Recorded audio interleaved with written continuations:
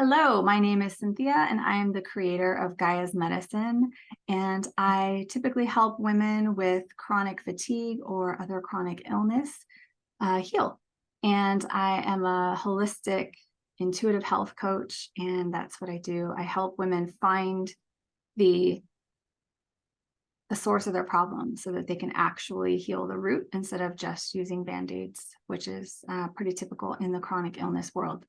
So today I have with us Nancy, and she's going to tell us a little bit about her healing story and how that went for her. So Nancy, go ahead and introduce yourself and tell us a little bit more.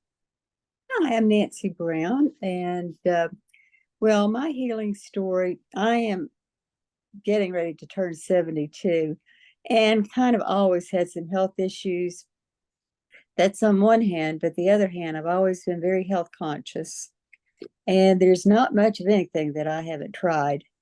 But I discovered medical medium about 8 years ago and was on the program for a while, and things were going well, but life got in the way, so I put it on the back burner.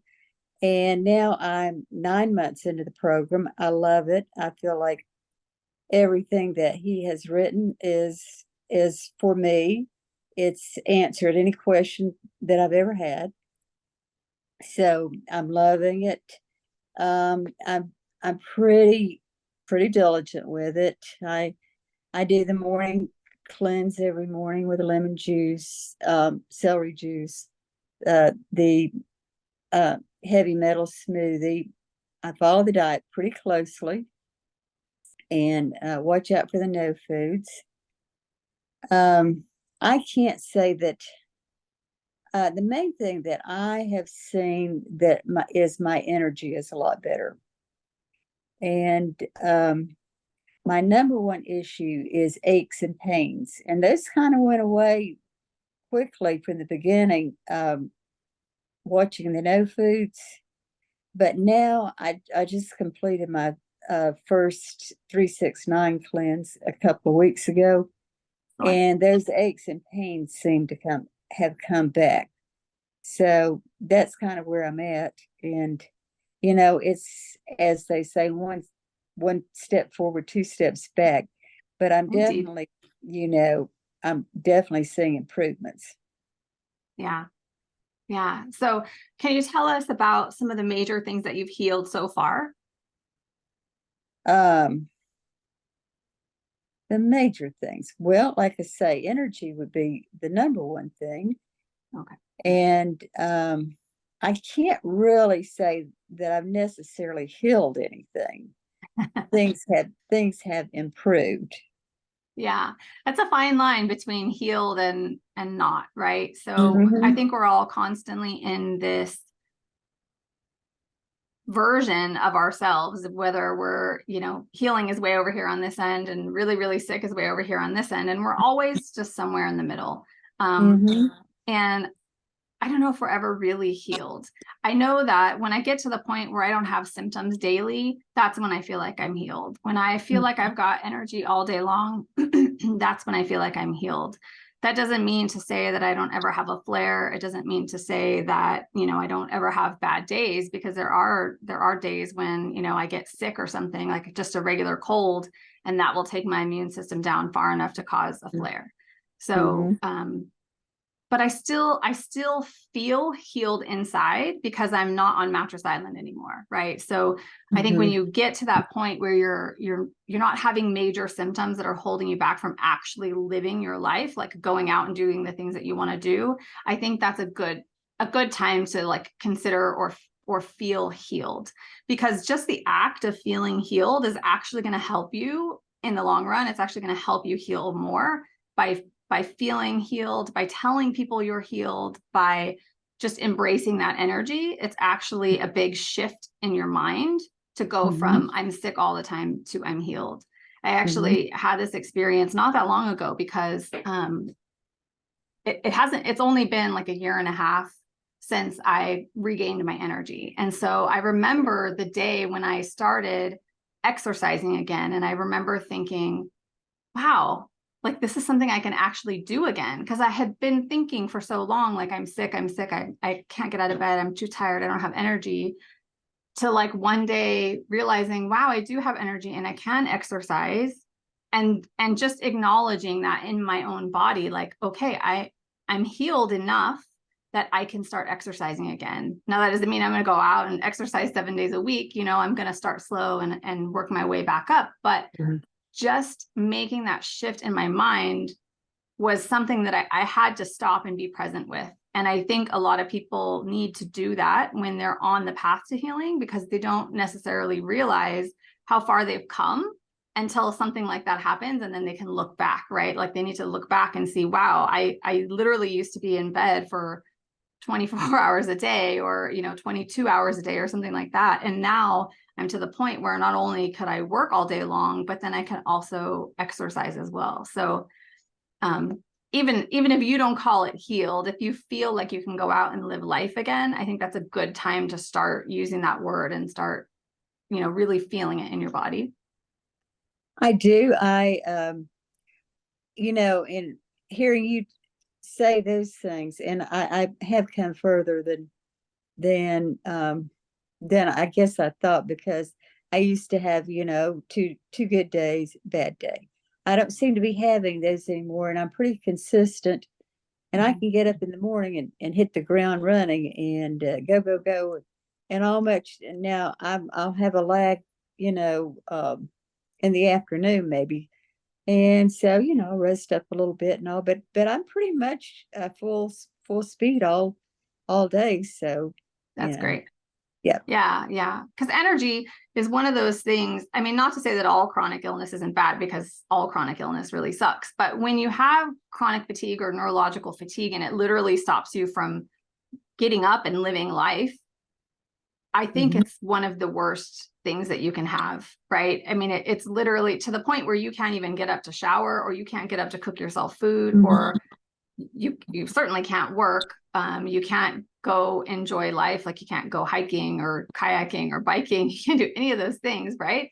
Like you start to wonder, what is the point of my life now that all I can do is lay in bed? And so you really have to spend time in contemplation, or, you know, maybe your family comes to you or something like that. But, you know, what we really want out of life is to be with other humans and have that relationship, or go outside and be in nature, or have fun. And when we can't do that, it makes it really difficult. So that's why I focus on chronic fatigue, because I've healed a lot of things, severe food allergies and fibroids, but the most debilitating one was chronic fatigue. And so that's why I focus on that one, because I just feel like there's so many people that are headed down that road right now that really, really need the help to get up out of that hole. Because it's kind of a deep hole, and it's something that sometimes you can't pull yourself out of. You need support.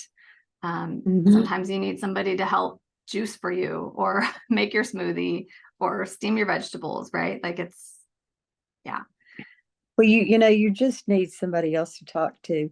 And you know, anybody has who is involved with medical medium, the information that is out there is overwhelming. And you know, and I've been on the research train for many years, and you know, I know how to do it, but you know, still yet putting all that together is, yes, you need somebody to talk to, and you know, hey, am I doing this okay? Am I doing that okay? And Yeah. it's extremely helpful. When I started, there was only one book, right? So, I mean, I had a healing journey prior to learning who the medical medium was. And when I found the medical medium, what I loved about it was almost exactly what I was already doing when I had healed my severe food allergies. And so I immediately knew it was the truth, not just because the words that he was using sounded exactly what I had gone through, but it was literally almost exactly what I was already doing, right? I was having fruit for breakfast. I was having leafy greens and a salad for lunch. I was having vegetables and protein at dinner, like meat at dinner. And that's how I healed the first time around. So when I found him in, I think 2015, his first book came out, I was super excited and totally on the bandwagon, but there was only one book. So it wasn't as overwhelming as it is for people who are starting today. And there's I don't know, 8 books or something, right? Like you can't read them all at once. And even if you could, you wouldn't know what to do with it all because it would be so overwhelming, especially for someone who's got chronic fatigue and can't focus and, everything's sort of foggy. So yeah, having someone to support you, having someone to talk to, having the ability to just ask your questions and get an answer from somebody who knows without having to go through the books and pull out the information or find it yourself is super important. So Yeah, yeah. it's great to go on Facebook and all, and just, any question you have, you can get it answered, and just like I say, there are many out there that's in the same boat that you are. So that's a nice feeling. Yeah, it is great to have a community of people who are, there to support you and understand what you're going through. I think that's the biggest thing is a lot of us feel alone because people in our world don't understand, our family, our friends, the people we spend most of the time with don't understand what we're going through. They either think we're lazy or, or we're crazy because they don't see what's going on in our bodies. They don't feel what we feel. So yeah, I mean, having a community is really important. That's why I created the Warriors Network, because I really wanted to have this group of people where, they could connect on this and give each other ideas, just like you're saying, like, hey, what are you eating for breakfast today? Or, or, hey, have you seen this before? Why is this happening to me? So yeah, I mean, I think it's really important for groups to not just having like a primary support person, but also, other people who understand what you're going through. So yeah, I think that's really important. Exactly. So tell me a little bit about what you're doing now that you have more energy. Like since you regained your energy, what are the things that you started doing that you weren't doing before? Well, I'm like you. I was pretty much doing this program. I would say, maybe the only difference is, would be the no foods, but how I was eating was pretty much the same. And I've been on a health wagon for years. I don't eat junk. I do the things you're supposed to. I exercise, and so what I'm trying to say is I wasn't, compared to a lot of people, I wasn't in terrible shape to begin with, but I Right. know that there's more For that sure. that I where I should be, where I could be. And I mean, that's my goal, is to reach the more. Right, right. It's funny about that because there's a lot of people who get stuck in the good enough, right? So there's, oh my gosh, this is so terrible. I have to get out. And so a lot of people will go from terrible to just okay to good, and then they stop at good. They don't ever go to really great because there's a lot of effort because you're not Right. running from something anymore, right? You're in a place where you're just kind of, I'm pretty good. Like I'm Yeah, okay. I'm a lot better than anybody else I know that's around me. Yeah. Yeah. So it's fun to come across people who aren't just okay with sitting at good and who want to go to great, because those people end up leading amazing lives because they're willing to work for it. There's a lot of people out there right now who see the medical medium lifestyle and, the way you have to eat if you want to get rid of the viruses and the bacteria, and they're just not willing to do it. They're not willing to put in the work because it's a lot of effort. It's a ton of effort and a lot of restriction until you get used to it and you actually realize that your body wants it. And when you start to Mhm. crave the healing foods, life gets so much easier. But you Oh, have it to is. be very cognizant of not accidentally adding in the no foods, because as soon as you add in the no foods, it causes the bacteria and the viruses to increase, and then they start asking for all the bad food, and then Mhm. you're kind of down back into the rabbit hole again, right? But if you can stay off those no foods, then you actually do get to a point where you really enjoy what you're eating and you're happy and you don't miss it. Mhm. Yeah. So I've, like I say, I've been doing it for 9 months, and just recently I've, shall we say, fallen off the wagon a few times, and you pay for it. yeah. Um, that to me is the very hardest thing, because I've never done anything where you couldn't have a lapse. or you couldn't indulge maybe a little here and there. And when you do, it's like, oops, shouldn't have done that. I was, Yeah. I had a piece of pizza last night and I've been awake since 2 o'clock this morning. Oh, So, so, yeah. So no, you don't do that. yeah. Well, I mean, I think the good thing about it is that once you're aware of how your body reacts to food, you can't unsee it. So once Mhm. you know it's there and you do something like that where you eat something you know you shouldn't have eaten, but like, oh, it'll be fine. And then the next day it's not fine. And then you're like, oh, okay. And it helps reinforce it. So eventually, your brain needs to be trained just like a puppy. So eventually you get to the point where you're like, okay, it's that response or that effect isn't worth it anymore. So I'm going to stop doing that thing. And No. sometimes it takes replacing that thing with something else that you love more. And I think that's what I teach in to a lot of my clients is how to switch one for the other, because I think it's super important for you to love the food that you eat. Because if you hate the food that you eat, number one, you're just not going to keep eating it. You're just not, because nobody wants to eat gross food. Like you literally have to eat every single day, 3 meals a day if you're eating enough. And if you're choosing foods that you don't like, it's never going to last. There's no way you can maintain it. So finding foods that you really, really enjoy, that you want, instead of the foods that are not so good for you, is super important. The one thing I would caution people who are fairly new to the program, though, it just, it is so overwhelming what to eat. But one day it clicks, Mhm. and then you can kind of effortlessly, say, oh, well, I got this on hand, I got that on hand. Um, I'm still struggling because I go a lot. I'm out of town a lot, uh, just gone a lot from my home.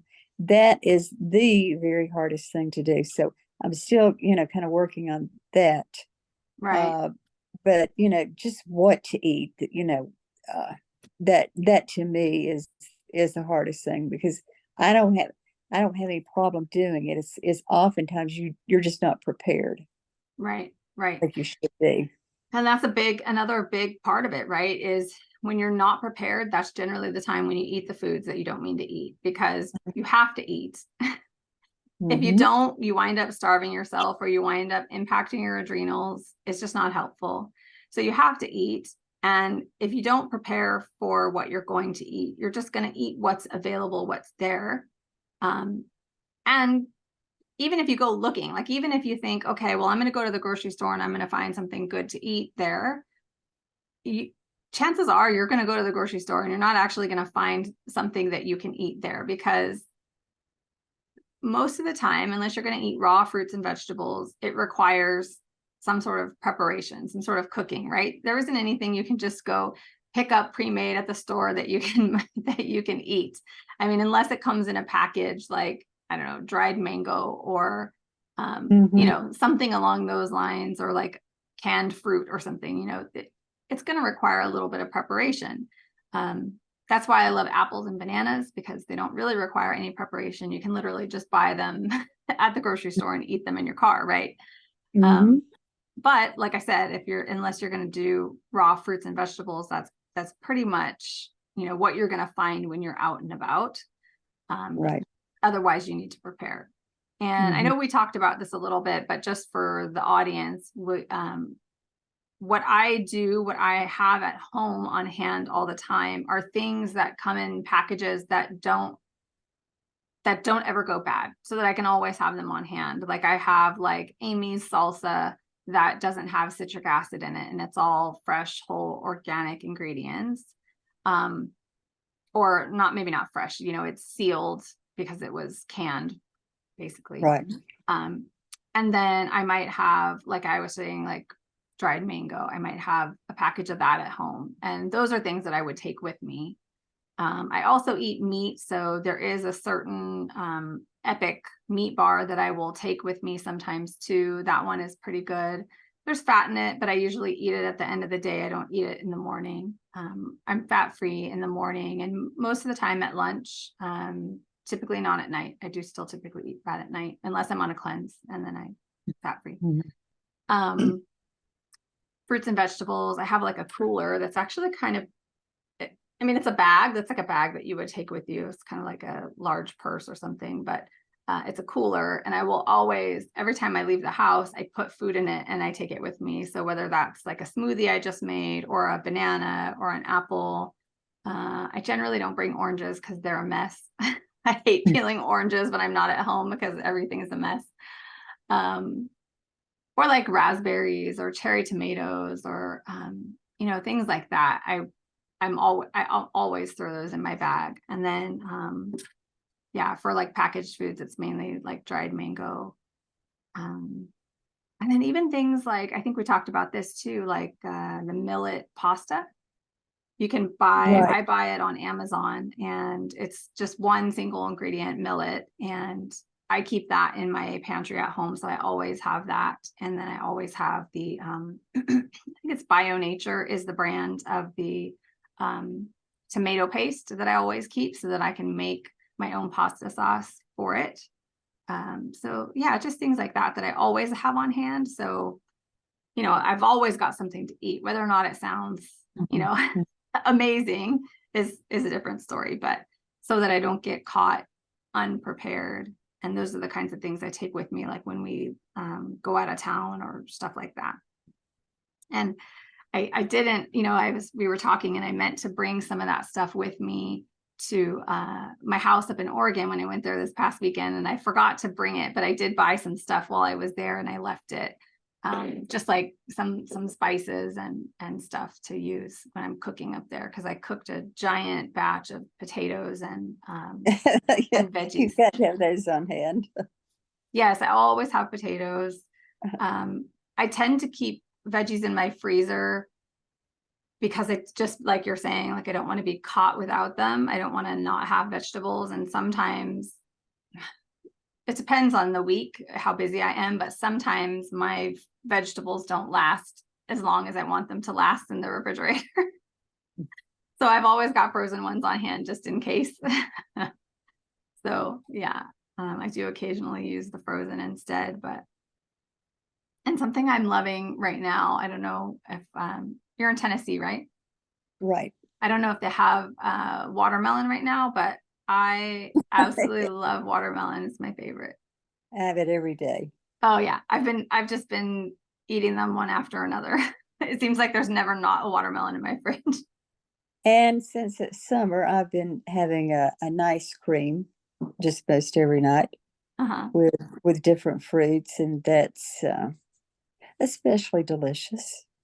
So do you just put the frozen banana into your juicer? You have the MM No, 1500 or no, I put it in a food processor or oh, a okay. blender. It's the Mhm. frozen banana and the fruit of your choice. Tonight I had blueberries and banana, Nice. but I put a little maple syrup Mhm. and orange juice or coconut water. You need just very little of that, but it's just like soft serve ice cream. Mhm. Yeah. I make like a mango sorbet in my MM 1500, and then sometimes I'll do, like you said, the frozen banana with it depends on the fruit we have, maybe strawberries.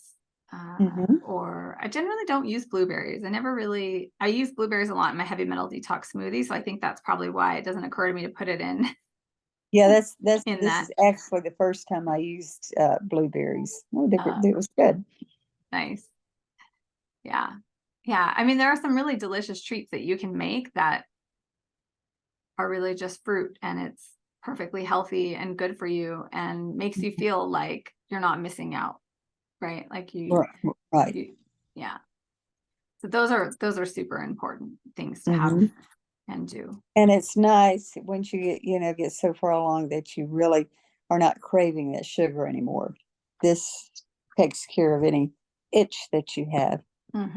Yeah, yeah. I think one of the greatest things about the medical medium lifestyle is that you can have glucose. There are so many people out there who say don't eat fruit because it's bad for you. And if I didn't have fruit, I don't know what I would do. Like I would go crazy because I couldn't just eat vegetables. Oh my And goodness, I was on that train for years with no fruit, and I love fruit, and I just you just want to kick yourself for listening to that. yeah, yeah. And having the ability to sweeten things with honey or maple syrup when you need to and not feel bad about it is amazing. Like you're Mhm. saying, like, if you make a smoothie or something and it's a little bit too tart, you can always add maple syrup or honey and it's still really healing for your body. So I think that's amazing. Right. I think one of the things where I do get um, the thing that I miss the most is salt. So when I'm on a cleanse, I'm always like at the end, I'm always like, oh my gosh, I can't wait to have salt again. Um, and I usually wait until dinner time for salt. And that'll go like, my potatoes and veggies at dinner time. But yeah, I think that's one of the hardest things. But when I'm doing celery juice every single day religiously, then I don't have that craving. Mhm. So, I find that um, I put lemon juice on everything, and that pretty much takes care. I might still, other than if I'm on the cleanse, I might still use a little bit of salt, but that really adds some, uh, at least a salt. You get the salt filling with yeah. it, so that really helps. Yeah, yeah, lemon juice. I use lemon juice on my salads and it is really salty. I never realized how salty lemon juice was until that was like the only dressing I had on my salad and was like, wow, that is really salty. And it's actually really oily too. Uh-huh. I Yeah. that my biggest hurdle is before this, I am known in my family as a salad queen. I can make some mighty delicious salads, and I bet I've tried 20 variations, and without oil, I mean, even if you use a tiny bit, it's okay, but that's a real, that's a real downer for me. Is Maybe those you need to salad be dressings. learned. Maybe you need to learn to be known as like the fruit salad queen or something now. Maybe. Oh, you got to switch your identity. Right. Yeah. Yeah, that's hard when you have something that, your people know you for, so they're asking you for it every time you get together and you're known for it. That means you probably loved it. That's why you made it. So, it's it's just another part of the journey, right? To learn to love the foods that are treating your body well as opposed to the ones that don't. Right. Well, I'll say to change course a little bit over you wanted to know about my healing journey. And the one thing that I had not done until, like I said, a couple of weeks ago was my first cleanse that I did the 369 simplified. And I really regret that I had not done a bunch of those, but they are on my calendar from here on. I'll have one every 4 to 5 weeks. I think that would help tremendously. Yep, I do one once a month. It's really helpful, especially if you have those days in between where, you fall off the wagon for a day or two. It's Hmm. really helpful to get you back on track because it's long enough to sort of get those cravings gone so that you can start fresh again. So Hmm. I find it really super helpful. I will probably do one monthly for the rest of my life. I Right. can't see not doing it just because they're so helpful. Mhm. And you feel so much better. Although I know you said that you did have some aches and pains. And I've actually had a lot of people tell me that when they go fat free, they start to have aches and pains. And I think part of it is, you're pushing a lot of toxins out. So particularly around day 6, 7 is when the detox really starts to happen. On those days, that's when you start to notice healing reactions generally. And yeah, I mean, having more pain than normal can be part of it because as soon as you start pushing those toxins out, it's the neurotoxins from the viruses dying off that are creating the trouble, right? So Right. it happens, and I know it's not fun, but if you know what's happening in your body and you're aware of it, it makes it a little bit easier to go through it, as opposed to, why is this happening? Am I going the wrong direction? So you just kind of need to know you're going in the right direction. And yes, it's more painful than normal, but what's happening is you're healing. So if you can just look at it as, I'm healing, and that's what this is, that's what's happening here, it'll be a little bit easier in general. Yeah. Yeah. And also too, I think when people have a lot of inflammation, there's also more water. Your body retains more water.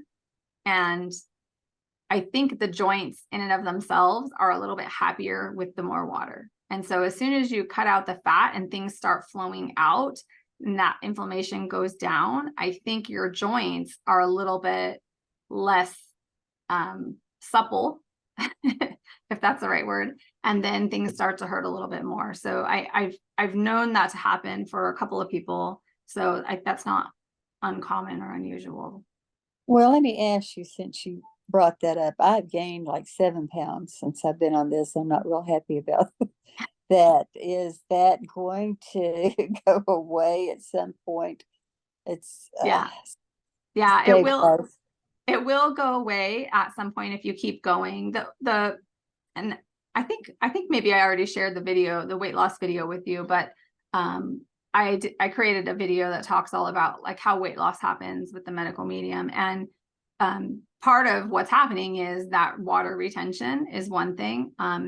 But also your body knows what needs to heal first. And so it's not going to let go of the weight until it heals the organs and all the major things that are happening first. So it's going to focus on that. And when it's done with that, then it'll get to the rest.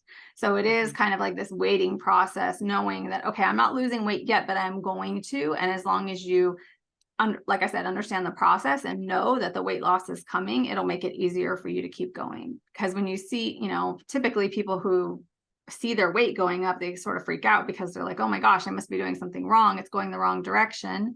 That's not necessarily what's happening. Your body is healing itself, and it needs to do certain things in order to heal the organs, which are the top priority for your body. So it's going to heal the organs first, and then it'll work on all the other things. So yeah, I mean, unless you're gaining, unless it's a ton of weight, like 30 pounds or something like that, you're doing what you need to be doing, and it will eventually come off. You just have to, be patient and keep going. But yeah, I mean, even I'm like, oh, I wish I could, weigh less, but it's a journey, and it takes time to undo all the things that we've done in life, unintentionally, of course, not knowing about the viruses and the bacteria and that we were feeding them. So yeah, there's a lot of undoing that takes time, and generally more time than we're hoping for, right? Yes, exactly.